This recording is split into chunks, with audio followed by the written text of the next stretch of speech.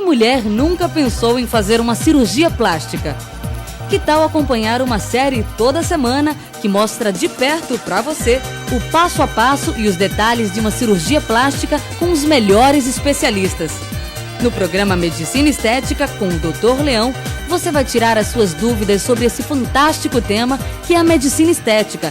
Não perca! De segunda a sexta, 9h30 da noite, Revista de A a Z. Um convite de muito requinte e bom gosto para você conhecer o mundo dos negócios, cultura, artes, gastronomia, moda, arquitetura e medicina. Ana Cláudia Torpe traz para você seletos convidados e nomes mais requisitados da sociedade pernambucana. Programa Revista de A a Z, de segunda a sexta, 9h30 da noite.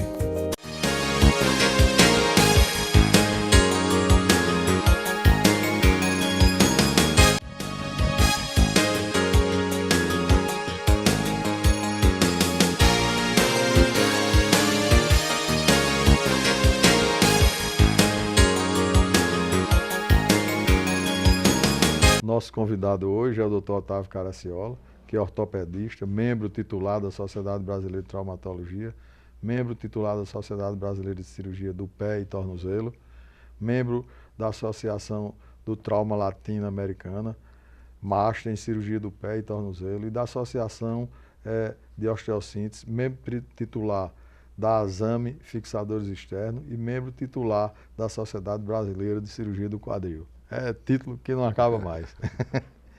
É titulado mesmo.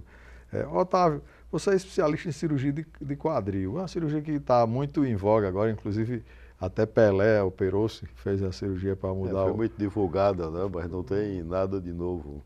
A cirurgia do quadril sempre existiu. Então, ela vem evoluindo, principalmente no que se refere à prótese, né? Com a evolução tecnológica de materiais. E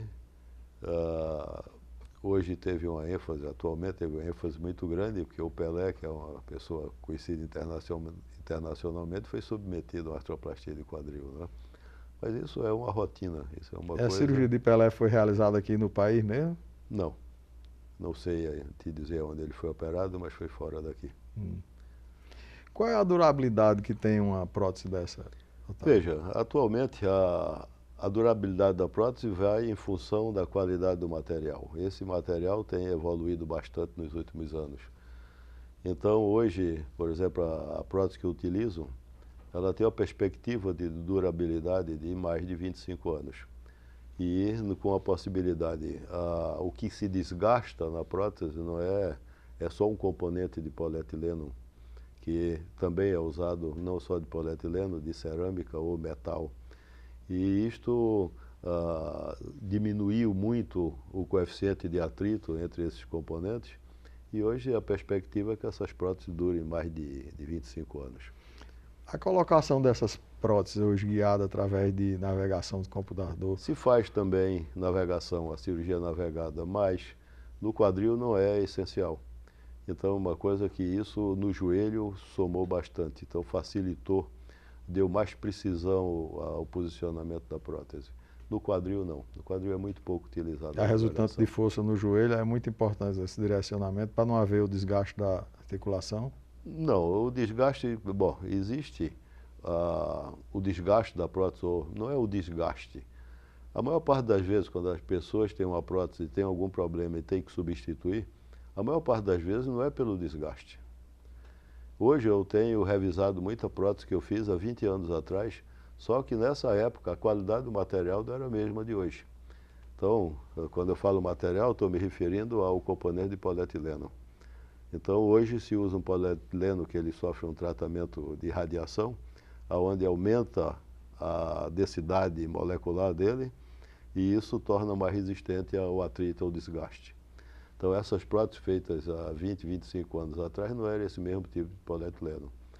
Então, a maior parte das revisões não são por desgaste, são muitas vezes por erro técnico, por mau posicionamento, por infecção. A osteólise não? Existe osteólise, quer dizer, a soltura da prótese, na verdade, é aquela fixação da prótese que deixou de existir. Então, por muitos anos se acreditava que era o cimento ortopédico que levava à soltura.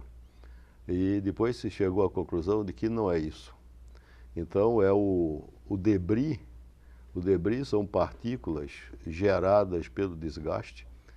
Então, isso gera no organismo uma reação antígeno-anticorpo e produz uma osteólise e a soltura da prótese. Nessa época se chamava, inclusive, a doença do cimento. Hoje se sabe que o culpado não é o cimento. O culpado é o debris de polietileno.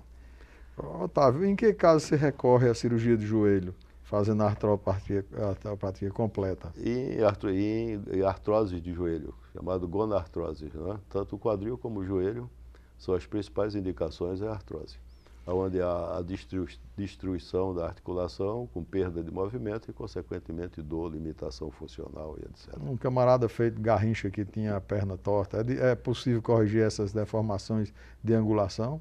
Sim, mas aí não com prótese. Então, no caso, por exemplo, do Garrincha, isso em 1958, né? 58, não era tão fácil fazer essas correções, ou pelo menos não era tão popularizado. Hoje, um indivíduo como o Garrincha se opera e se alinha as pernas para exatamente evitar a consequência que é o desgaste. Porque quando você tem um joelho desalinhado, então o eixo mecânico está desviado, então você gera um funcionamento anormal daquela articulação e com desgaste. Então, hoje isso, um indivíduo como o Garrincha, um garoto, um adolescente, não se faz isso em criança, né? Algumas patologias sim, mas se espera o final do crescimento e faz o alinhamento. Mas isso é através de osteotomia, de correção angular. A cirurgia do pé e tornozelo, por conta do trauma e deformidade congênita e adquiridas, infantil e adulto, são capazes de corrigir e recuperar completamente esses membros? Você está se referindo ao pé? Ao pé e tornozelo. Bom, ao pé e tornozelo. Então vamos separar as coisas. Torto, vamos separar o pé infantil e o pé adulto. Então o pé infantil, as patologias mais frequentes é o pé torto congênito, né, que é o pé torto aqui no var, o pé plano, que é o vulgarmente chamado de pé chato. Então hoje se corrige essas deformidades com muita facilidade. A medicina, de modo geral, evoluiu muito, principalmente a ortopedia, com o advento dos exames de imagem. Então, por exemplo, eu comecei na ortopedia numa época que só existia raio-x, era o único exame disponível. No final da década de 70, em torno de 76, 78, por aí, é que chegou o ultrassom. Então, isso já foi um avanço muito grande. Hoje você tem a tomografia, que veio bem posteriormente, e a ressonância magnética. O que aconteceu com isso? Se começou a descobrir, a se identificar patologias que não se conheciam. Então, por exemplo, as lesões do quadril. Existe uma lesão que também ficou conhecida a lesão do Guga, que o Guga teve um problema no quadril e foi operado. Então, o que é que ele teve? A lesão do labrum. O labrum é uma borda fibrosa que tem no acetábulo, quer dizer, a cavidade articular. Então, aquilo se rompe por esforço repetido, por trauma repetido, no caso do tênis, que tem uma desaceleração muito brusca. Então, há um impacto, há um choque da cabeça do fêmur naquela estrutura. Então, ele se rompeu. Ora, o diagnóstico dessa lesão é feito só por imagem. É feito só por ressonância magnética. Então você faz a ressonância e você identifica a lesão e quando você quer um padrão de imagem melhor, faz a artrorressonância, quer dizer, a ressonância injetando um contraste intraarticular. E passou-se a fazer essa cirurgia também por via artroscópica. Quer dizer, então hoje a lesão do Guga é feita, se faz também por via aberta, mas é feita, a maior parte das vezes, fechada, por artroscopia.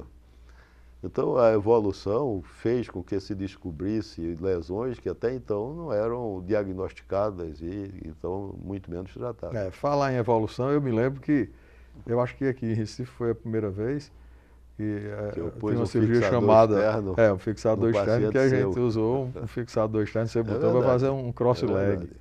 Se usava gesso, era uma coisa horrorosa e a gente fez. Então o fixador externo. Acho que tem mais de 30 anos isso. Tem. Começou isso na França, através de um fulano judeu, e quer dizer, que popularizou mais o fixador externo. E então isso foi, quer dizer, sempre surgiu, mas foi evoluindo e teve um grande avanço com o Ilizarov, que inclusive essa associação, ASAMI significa Associação para Aplicação do Estudo do Método de Ilizarov, que era um russo que fez de o fixador Kurga, que externo. ele, até 1980, o Ocidente desconhecia. No entanto, esse médico lá, da União Soviética, ele ganhou o prêmio Lenin por esse método, esse tratamento. Então, com a abertura da União Soviética, isso passou a ser divulgado. E universalizou, né? E universalizou. Inclusive, nessa época, em 89, eu fui para Kurga, para a Sibéria, para o serviço do Ilizarov. Então, isso a partir, os primeiros ocidentais que foram para Kurga foram italianos.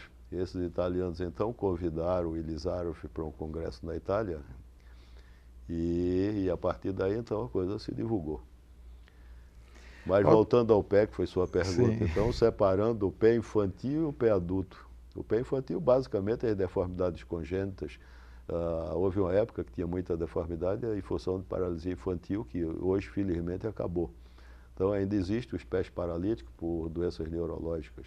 E o pé adulto, que a maior parte deles, das patologias, são por traumas ou doença degenerativa. Por exemplo, o hálux valgo, o pé plano adulto, que é um pé degenerativo.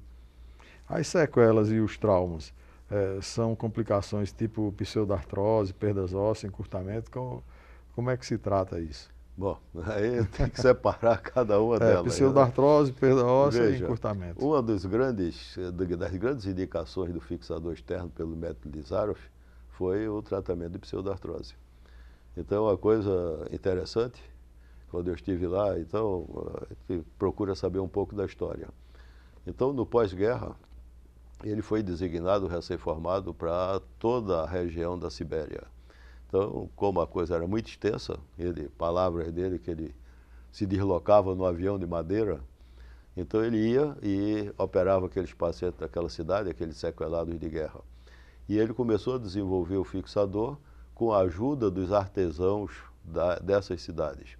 Então, quando ele voltava àquela primeira cidade que tinha operado um paciente, tinha se passado 3, 4 meses. Então, um deles foi uma pseudartrose, que a ideia universal era que a pseudartrose precisava de compressão E ele desenvolveu o método de distração, ou seja, fazer o osso consolidar afastando. Por quê? Porque ele orientou ao paciente, fazer a compressão, no entanto, ele não entendeu bem e fez distração. E quando ele voltou, a pseudartrose estava consolidada e com 5 centímetros de alongamento. Então, a partir daí é que começou a se fazer o alongamento ósseo pelo método Ilizarov. Tá? Agora, a pseudartrose também se trata com placas, hastes, e aí entra a AO, que é a associação, inicialmente a Associação dos Amigos da Osteossíntese, que é uma organização com sede na Suíça, que hoje é internacional, que promove cursos de formação e atualização na área de trauma. Otávio, quem quiser lhe encontrar, qual é o endereço? Eu trabalho hoje basicamente em 2 clínicas, que chamam ambas GOT. GOT, que é no centro da cidade, quer dizer, no centro aqui na Boa Vista, atrás do Hospital Memorial, e o GOT Sul, que é em Piedade, ali na Ayrton Senna, né? na Avenida Ayrton Senna. Qual o telefone? Do GOT Sul, 3462-1314, e o GOT Cidade, 3231-2888. Nós do programa Medicina Estética agradecemos a sua participação, já tão esperada aqui por nós. E você em casa não sai daí. Logo mais estaremos de volta com Medicina Estética para você.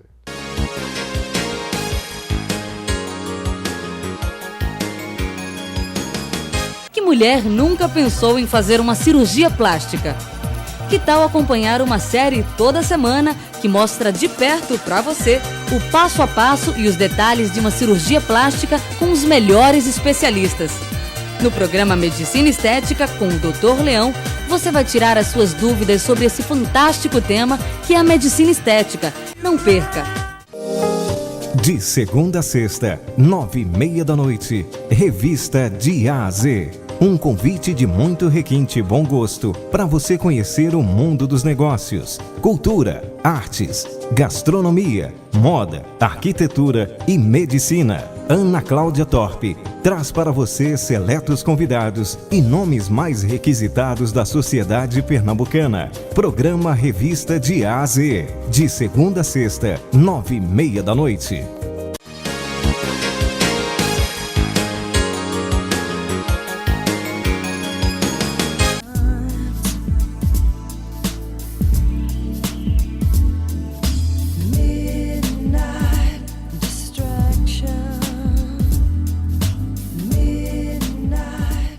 Dona Tereza Cristina, então a senhora foi a escolhida pelo programa. E qual é seu sonho? Tirar essas manchas e essas rugas de expressão. Certo. Qual é a sua idade? 51. Eu quero lhe examinar melhor para a gente ver como é que vai ser esse tipo de operação para você, tá ok? Vamos dar uma olhada aqui, doutora Tereza. Realmente a gente vai fazer uma suspensão, um lift nesse rosto.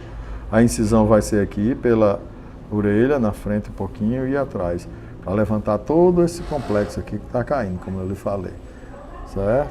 Aqui, ó, uma ligeira levantada na ponta do nariz, o código de barra, para fazer seu lábio ficar mais glamuroso, entendeu? E fecha o olho um pouquinho, tá vendo? As bolsinhas de gordura e um excesso de pele bem acentuado. Vê, ó, um afastamento da musculatura aqui, a gente vai corrigir isso aqui tudinho, para refazer essa linha da mandíbula, que isso aqui envelhece a pessoa. Isso é um caso bom porque é magrinha, entendeu? A pele obedece bem os levantamentos que nós vamos fazer na musculatura, ok? Ok. Nós vamos ter um resultado muito bom. A senhora já teve alguma doença grave? Não. Não. Que eu saiba, não. Tem problema de pressão? Não, a minha pressão é assim, 11 por 7. Ah, então é ótimo. 12 A glicose por 7. normal. Que eu saiba, eu nunca Certo. tive problema de taxa, não. Já se operou de alguma coisa? Já. Fez que tipo de cirurgia? Eu já fiz apêndice, já tive 3 partes cesáreas. Cesárea. E fiz uma de cisto. Cisto de ovário. Uhum. Ok. Então, mas não toma medicamento algum? Nenhum. Tem alergia a algum tipo de remédio? Não, porque é tão difícil eu tomar um remédio. Certo. Eu Então nem é sei. completamente sadia. Mas É, nós vamos até onde eu comprovar sei. isso pedindo alguns exames seus. Exame parecer cardiológico, entendeu? Vai para o cardiologista fazer um eletro, talvez uma esteira, certo? Uma prova mesmo para ver se seu coração está funcionando bem. Escolhida dessa semana, Dona Tereza, já está trazendo aí seus exames. Vamos dar uma olhada, ver se está tudo bom. Que esteja tudo em ordem. Certo, vamos dar uma olhada aqui. Vamos marcar o dia, entendeu? Se E Deus deixar quiser, tudo certinho, tá, Tereza? Um Obrigada. abraço, até logo.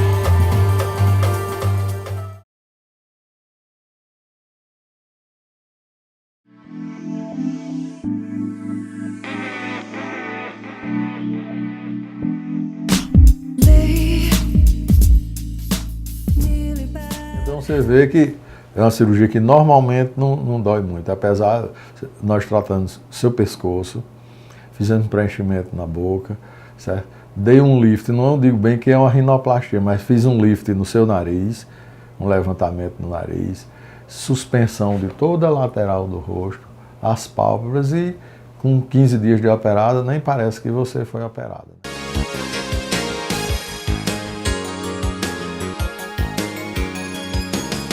Que mulher nunca pensou em fazer uma cirurgia plástica? Que tal acompanhar uma série toda semana que mostra de perto para você o passo a passo e os detalhes de uma cirurgia plástica com os melhores especialistas? No programa Medicina Estética com o Dr. Leão, você vai tirar as suas dúvidas sobre esse fantástico tema que é a medicina estética. Não perca! De segunda a sexta, 9h30 da noite, Revista de A a Z. Um convite de muito requinte e bom gosto para você conhecer o mundo dos negócios, cultura, artes, gastronomia, moda, arquitetura e medicina. Ana Cláudia Torpe traz para você seletos convidados e nomes mais requisitados da sociedade pernambucana. Programa Revista de A a Z, de segunda a sexta, 9h30 da noite.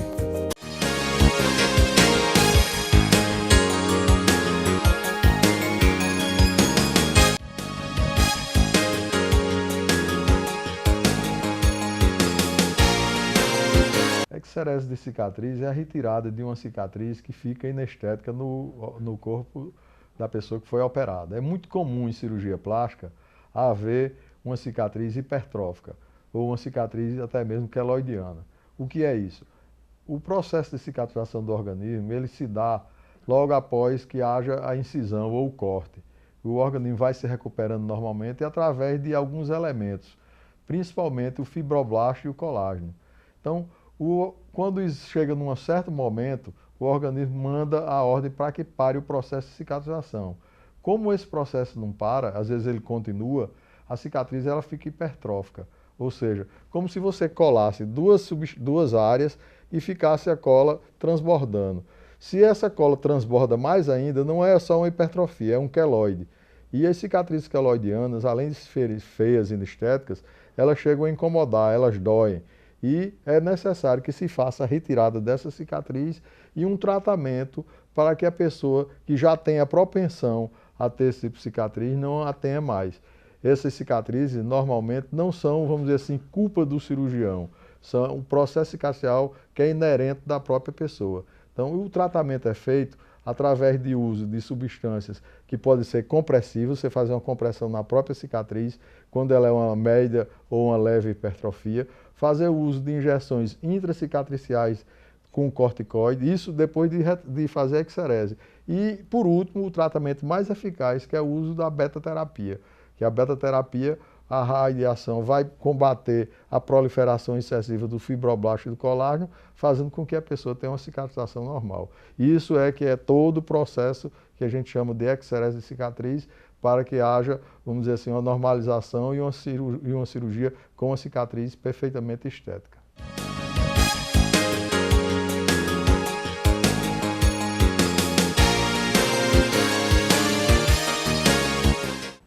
Lúcio, as cicatrizes, elas não são, vamos dizer assim, removidas.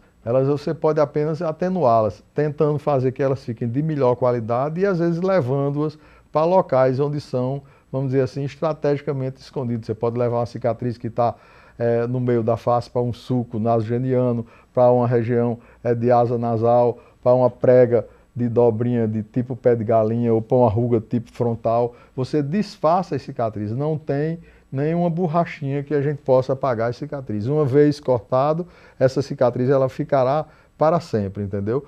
Os únicos cortes que o ser humano pode levar e apaga é quando ainda é fetal. Se você faz uma cirurgia de uma criança dentro do útero, essa cicatriz, ela, não sei porquê, a ciência ainda não explicou, ela desaparece. Mas depois que saiu, não tem como apagar a cicatriz. Ela fica quase inaparente, mas vai existir sempre.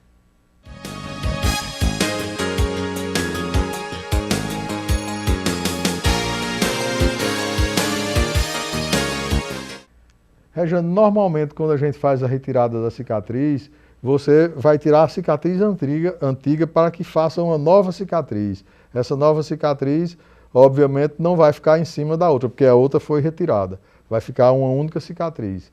E se espera que essa cicatriz fique de boa qualidade.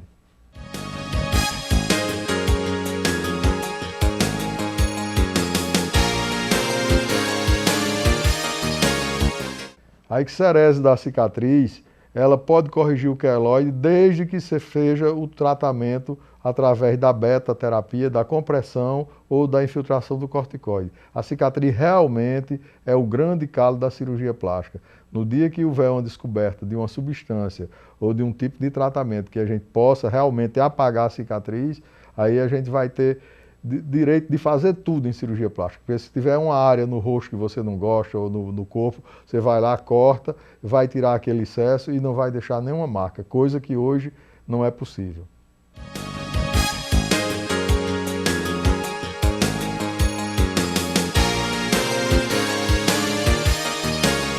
A beta-terapia é o uso de uma radiação, tipo um aparelho tipo raio-x, onde emite radiações de frequência muito baixa e que são aplicadas na superfície da pele, fazendo com que bloqueie a produção dos elementos cicatriciais, principalmente o colágeno e o fibroblasto. E com isso faz com que o organismo tenha uma cicatrização, vamos dizer assim, normal. Isso é o que se chama de beta-terapia.